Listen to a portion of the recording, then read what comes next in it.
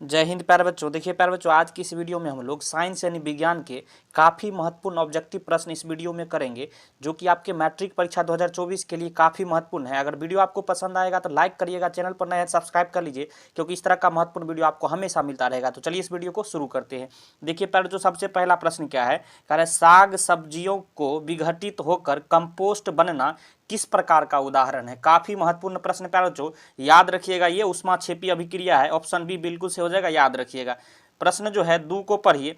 कह रहा निम्न में से कौन सा उत्पाद लेड नाइट्रेट को गर्म करने पर प्राप्त होता है। काफी महत्वपूर्ण प्रश्न है प्यारे बच्चों, याद रखिएगा। सही आंसर इसका क्या हो जाएगा, तो NO2 और O2। इसका बिल्कुल आंसर क्या हो जाएगा, नाइट्रोजन डाइऑक्साइड और ऑक्सीजन, ये जो है गर्म करने पर प्राप्त होता है। ऑप्शन डी बिल्कुल से हो जाएगा, याद रखिएगा। प्रश्न 3 को पढ़िए। कह रहा है निम्न में से कौन सही है। कौन सही है प्यारे बच्चों, तो याद रखिएगा। यहाँ जो है ऑप्शन के अनुसार अगर देखिएगा तो ऑप्शन बी बिल्कुल सही हो जाएगा, Na2CO3 N2 10H2, ये बिल्कुल सही हो जाएगा। ऑप्शन बी बिल्कुल सही है, याद रखिएगा। चलिए चलते अगले प्रश्न की ओर। प्रश्न 4 को पढ़िए। कह रहा है निम्नलिखित में से कौन विजातीय यौगिक है प्यारे बच्चों, याद रखिएगा। यहाँ सही आंसर क्या हो जाएगा, तो प्लास्टर ऑफ पेरिस जो है बिल्कुल सही आंसर हो जाएगा। ऑप्शन डी, याद रखिएगा, ये विजातीय यौगिक है। निम्नांकित में किस धातु को किरोसिन में डुबाकर रखते हैं प्यारे बच्चों, याद रखिएगा। काफी महत्वपूर्ण प्रश्न है। तो सोडियम को जो है किरोसिन तेल में डुबाकर रखते हैं। ऑप्शन ए यहाँ बिल्कुल से हो जाएगा, याद रखिएगा। प्रश्न 6 को पढ़िए। क्या कह रहा है प्यारे बच्चों, प्रश्न 6 को पढ़िए। कह रहा है सोडियम क्लोराइड के जलीय विलयन में विद्युत धारा प्रवाहित करने पर यह वियोजित होकर सोडियम हाइड्रोक्साइड बनाता है। इस प्रक्रिया को क्या कहते हैं प्यारे बच्चों, काफी महत्वपूर्ण प्रश्न है, याद रखिएगा। इस प्रक्रिया को संयोजन अभिक्रिया कहते हैं। ऑप्शन डी यहाँ क्या हो जाएगा, बिल्कुल से हो जाएगा, याद रखिएगा। चलिए चलते अगले प्रश्न की ओर। प्रश्न 7 को पढ़िए। क्या कह रहा है प्यारे बच्चों, प्रश्न 7 कह रहा है कि कौन सा अधातु कमरे के ताप पर द्रव होता है। कमरे के ताप पर द्रव अवस्था में पाया जाता है, याद रखिएगा। काफी महत्वपूर्ण प्रश्न है। तो ब्रोमीन यहाँ बिल्कुल सही आंसर हो जाएगा। ऑप्शन ए बिल्कुल सही है। प्रश्न 8 को पढ़िए। सीसा और टीन की मिश्र धातु को कहते हैं।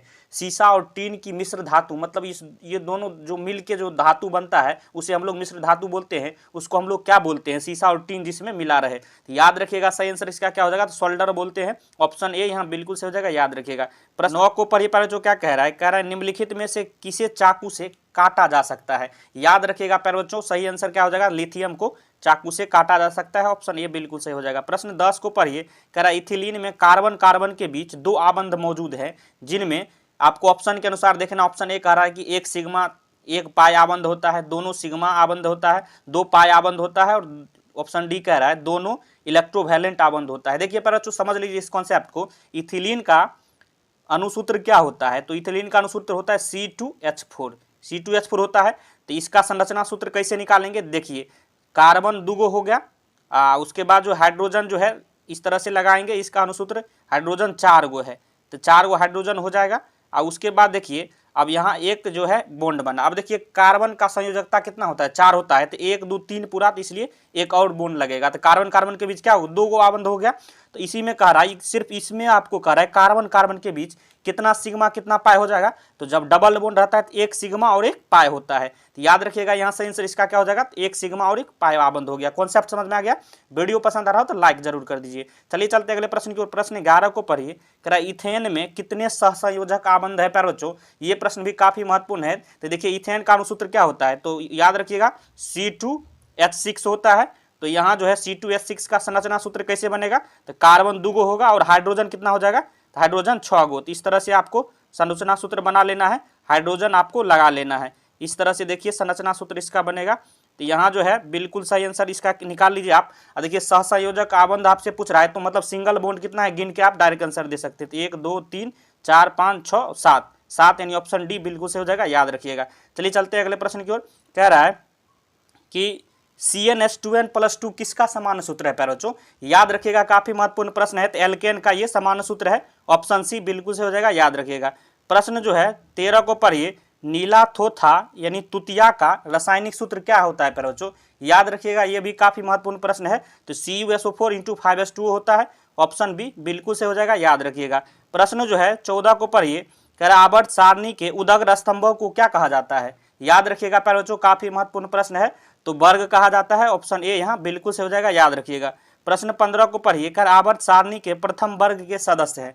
आवर्त सारणी जो होता है उसमें प्रथम वर्ग होता है, उसके सदस्य को क्या बोला जाता है प्यारे बच्चों, ये प्रश्न काफी महत्वपूर्ण है, तो याद रखिएगा क्षारीय धातु बोला जाता है, ऑप्शन बी बिल्कुल से हो जाएगा।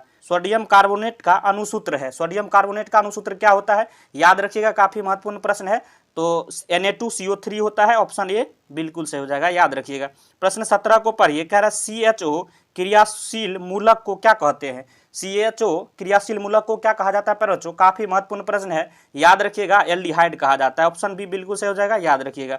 प्रश्न 18 को पढ़िए, सबसे कठोरतम तत्व कौन है प्यारे बच्चों, सबसे कठोरतम तत्व कौन होता है, तो याद रखिएगा काफी महत्वपूर्ण प्रश्न है, तो हीरा जो है सबसे कठोरतम तत्व है, ऑप्शन बी बिल्कुल से हो जाएगा।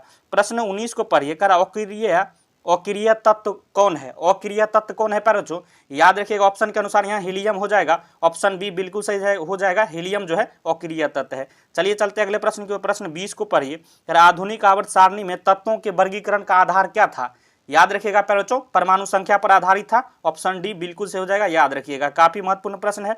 प्रश्न 21 को पढ़िए, कह रहा हीलियम कैसा तत्व है, अभी हमने बताया है हीलियम कैसा तत्व है प्यारे बच्चों, तो अक्रिय तत्व है, ऑप्शन ए यहाँ बिल्कुल से हो जाएगा, याद रखिएगा। चलिए चलते अगले प्रश्न की ओर।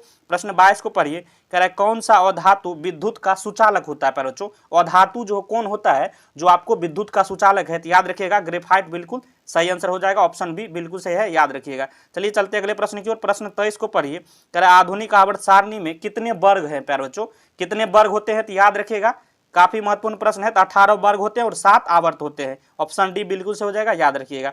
प्रश्न 24 को पढ़िए, उदासीन विलयन का पीएच मान क्या होगा, उदासीन विलयन का पीएच मान कितना होता है प्यारे बच्चों, तो याद रखिएगा 7 के बराबर होता है, ऑप्शन सी बिल्कुल से हो जाएगा, याद रखिएगा। चलिए चलते अगले प्रश्न की ओर। भारत सरकार ने बाघ संरक्षण योजना कब प्रारंभ की थी प्यारे बच्चों, याद रखिएगा 1973 में प्रारंभ की थी, ऑप्शन बी बिल्कुल से है, याद रखिएगा काफी महत्वपूर्ण प्रश्न है। प्रश्न जो है 26 को पढ़िए, यहाँ देखिए मिसप्रिंट है, यहाँ है कोशिका का पावर हाउस कहा जाता है, किसे कहा जाता है, तो माइटोकॉन्ड्रिया को कहा जाता है, ऑप्शन ए बिल्कुल सही हो जाएगा, याद रखिएगा। प्रश्न 27 को पढ़िए, कह रहा है किस प्रकार के जनन में जनक के शरीर से कलिका निकलती है प्यारे बच्चों, काफी महत्वपूर्ण प्रश्न है, याद रखिएगा मुकुलन में जो है ऐसा होता है, ऑप्शन ए बिल्कुल से हो जाएगा, याद रखिएगा। प्रश्न 28 को पढ़िए, मनुष्य में वृक्क संबंधित है, वृक्क का क्या कार्य है, वृक्क किससे संबंधित है प्यारे बच्चों, तो उत्सर्जन से संबंधित है, ऑप्शन सी बिल्कुल से हो जाएगा, याद रखिएगा।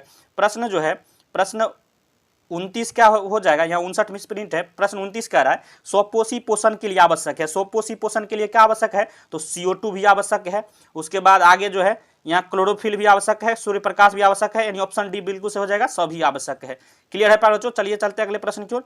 प्रश्न 30 को पढ़िए, कह रहा है कि प्रकाश संश्लेषण की क्रिया में ऑक्सीजन बाहर निकलता है, किससे निकलता है प्यारे बच्चों, तो याद रखिएगा जल से निकलता है, ऑप्शन ए बिल्कुल से हो जाएगा, याद रखिएगा। देखिए प्यारे बच्चों आज के इस वीडियो हमने जो है जितने भी प्रश्न कराए हैं, अगर आप सही तरीके से सभी को याद कर लेते हैं तो मेरा दावा है आपको एक भी प्रश्न बोर्ड परीक्षा में नहीं छूटेंगे। अगर वीडियो आपको पसंद आया हो तो लाइक करिएगा, चैनल पर नए हैं तो सब्सक्राइब कर लीजिए, क्योंकि इस तरह का महत्वपूर्ण वीडियो आपको हमेशा मिलता रहेगा। वीडियो देखने के लिए धन्यवाद, मिलते हैं नेक्स्ट वीडियो में, तब तक के लिए जय हिंद जय भारत।